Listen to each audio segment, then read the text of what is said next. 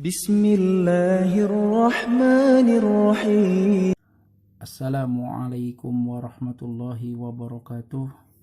Santri-santri kelas 7 yang berbahagia, yang Ustadz banggakan. Alhamdulillah setelah kita mengikuti PTS, kita kembali belajar seperti biasa. Tetap semangat meskipun dilakukan secara daring di rumah masing-masing. Kemarin kita membahas tentang al-imanu billah, iman kepada Allah. Sekarang kita menginjak nomor 7. Kalian pasti sudah menulis ini di rumah masing-masing, bahkan telah diberi sakal, sebab ini adalah ayat Al-Quran. Nomor 7 itu adalah surat Al-Anbiya ayat 21 dan 22. Kita beri sakal terlebih dahulu. A'udzu billahi minasyaitonir rajim. Ataukah,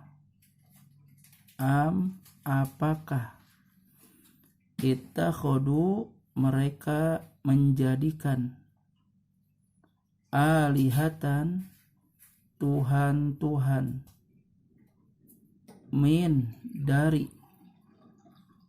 al-ardi, bumi, minal ardi, dari bumi, hum, mereka, yungshirun, dapat menghidupkan orang yang mati.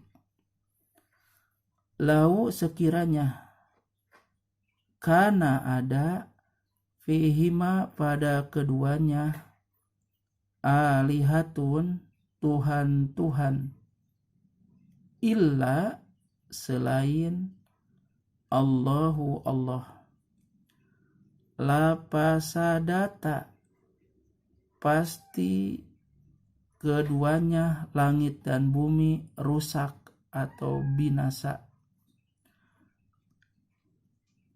Maka, subhana, maha suci, Allahi, Allah, Robbi, Tuhan, al-arsy, aras, amma, dari apa-apa, yasifun, yang mereka sifati.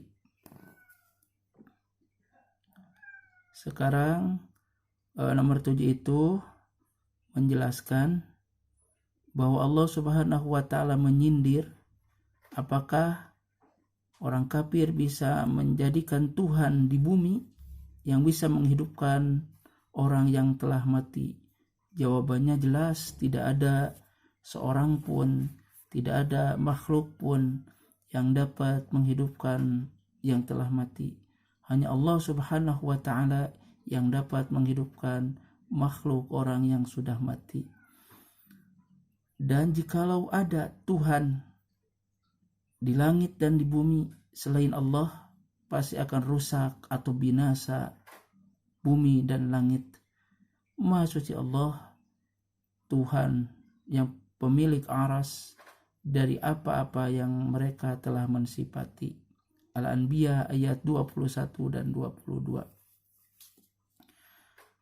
Menginjak nomor 8. Wa ilahukum ilahu wahid, la ilaha illa huwar rahmanur rahim. Wa, dan, ilaha, Tuhan, kum, kalian, ilahun, adalah Tuhan, wahidun, esa, tunggal, satu, la, tidak ada, ilaha, Tuhan, illa, kecuali, huwa, dia, Allah, Ar-Rahmanu, yang maha pengasih, Ar-Rahimu, yang maha penyayang. Surat Al-Baqarah ayat 172. Ini menjelaskan bahwa Tuhan kalian, Tuhan kita, Tuhan alam semesta adalah satu, yaitu Allah. Tidak ada Tuhan selain Allah yang maha pengasih lagi maha penyayang. Sekarang menginjak nomor 9, yaitu surat An-Nahl ayat 36. Wa dan laqad sungguh ba'athna kami telah mengutus fi pada kulli setiap ummatin umat rasulan seorang rasul an supaya wa'budu kalian menyembah, kalian beribadah Allah kepada Allah, waztanibu dan kalian menjauhi at-tagut atau berhala. Itu surat An-Nahl ayat 36. Ayat ini menerangkan bahwa kami, kata Allah, telah mengutus pada setiap umat itu adalah rasul utusan. Apa tugas rasul utusan tersebut? Memberikan ajaran kepada kita, mengajak kepada kita umat manusia supaya beribadah, menyembah kepada Allah dan menjauhi tagut, berhala, sembahan selain Allah. Yang terakhir pada pertemuan kali ini yaitu nomor 10, itu surat Al-Ankabut ayat 61. Wa dan lain sungguh jika sa'alta kamu bertanya hum kepada mereka orang kafir, orang Quraisy, man siapa khalaqa yang telah menciptakan as-samawati langit, wal ardo dan bumi,